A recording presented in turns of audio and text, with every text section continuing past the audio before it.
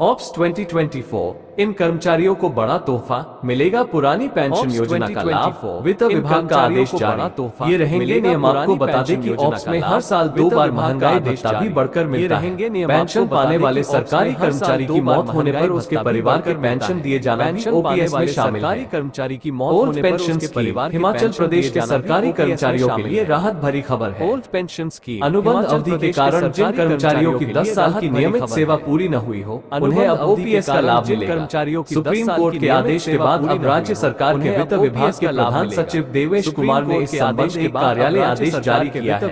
इसके तहत पात्र कर्मचारियों और पेंशनरों को अपना विकल्प देने के लिए 1 माह का समय दिया गया है। बता दें कि राज्य सरकार ने मई 2003 से हिमाचल में एनपीएस को लागू किया था। बता दें कि 31 मार्च 2023 को फिर से ऑप्स शुरू की एनपीएस को लागू किया। क्या लिखा है वित्त विभाग के आदेश में? सुप्रीम कोर्ट से आयुर्वेद विभाग की शीला देवी केस में एक फैसले के बाद 10 जून को वित्त विभाग ने कार्यालय आदेश जारी किए हैं। ऐसे कर्मचारियों या पेंशनरों की 10 साल की नियमित सेवा अनुबंध अवधि के कारण पूरी नहीं हुई, ये लाभ उन्हें मिलेगा। 10 साल की नियमित राज्य सरकार को ऐसे कर्मचारियों की अनुबंध अवधि पेंशन के लिए गिनना होगी जो अनुबंध से सीधे नियमित कर्मचारियों की। इस फैसले को कुछ शर्तों के साथ लागू करने का निर्णय लिया है। हालांकि अभी जिन कर्मचारियों ने ऑप्स के बजाय एनपीएस के लिए विकल्प दिया है, वे कॉन्ट्रैक्ट सर्विस को पेंशन के लिए काउंट करने के पात्र नहीं होंगे। विकल्प दिया है वे 2024 इन कर्मचारियों को बड़ा तोहफा मिलेगा, पुरानी पेंशन योजना का लाभ, वित्त विभाग का आदेश जारी। ये रहेंगे पुरानी पेंशन योजना। आपको बता दें कि ऑप्स में हर साल 2 बार महंगाई भत्ता भी बढ़कर मिलता है।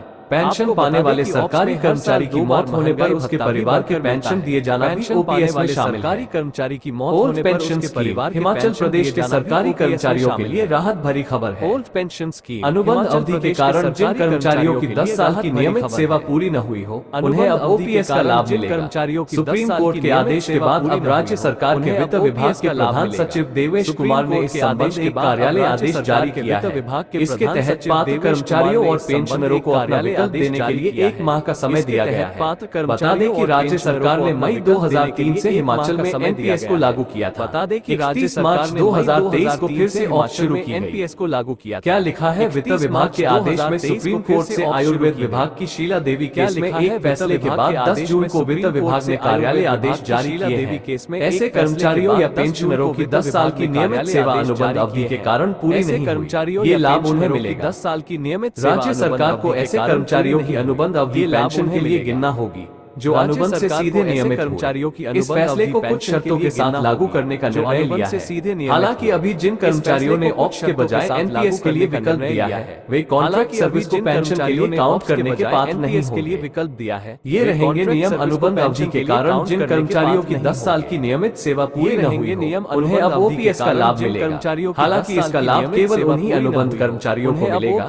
जिनका चयन हिमाचल प्रदेश लोक सेवा आयोग या कर्मचारी चयन आयोग हमीरपुर के माध्यम से अनुबंध नीति में हुआ। लोक सेवा आयोग या अभी जिन कर्मचारियों ने ओपीएस के बजाय एनपीएस का विकल्प लिया है, वे अनुबंध सेवा की पेंशन गणना करने के पात्र नहीं होंगे। एनपीएस का विकल्प लिया अनुबंध और नियमित सेवा के बीच कोई ब्रेक न करने के पात्र। इस पूरी प्रक्रिया के लिए सभी कर्मचारियों को अपने विभागाध्यक्ष के माध्यम से 30 दिन में विकल्प देना होगा। नियमित हुए बगैर अनुबंध अवधि में ही मृत्यु हो गई है तो पेंशन का लाभ नहीं मिलेगा। नियमित हुए बगैर यदि किसी कर्मचारी या पेंशन में विकल्प नहीं दिया तो यह माना जाएगा कि वो कॉन्ट्रैक्ट सर्विस को सीसीएस पेंशन रूल्स 1972 के तहत काउंट नहीं करवाना चाहता है।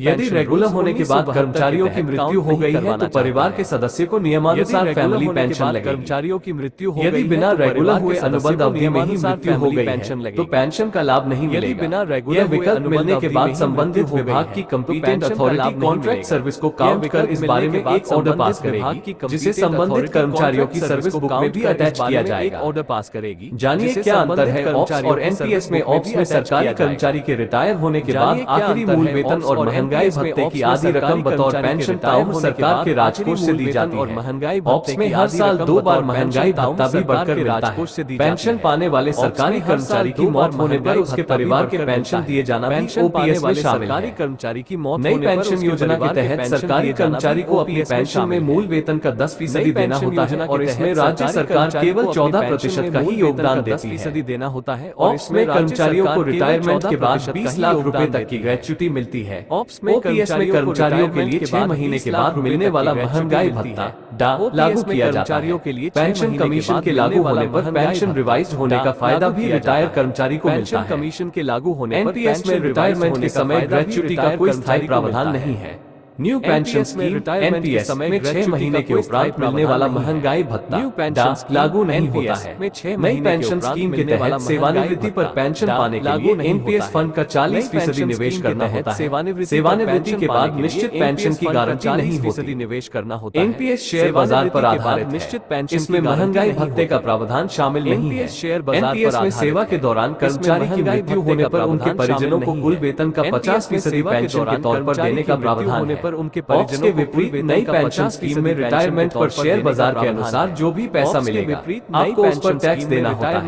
ऑप्स में कर्मचारी के रिटायरमेंट पर जीपीएफ के ब्याज पर उसे किसी प्रकार का इनकम टैक्स नहीं देना पड़ता।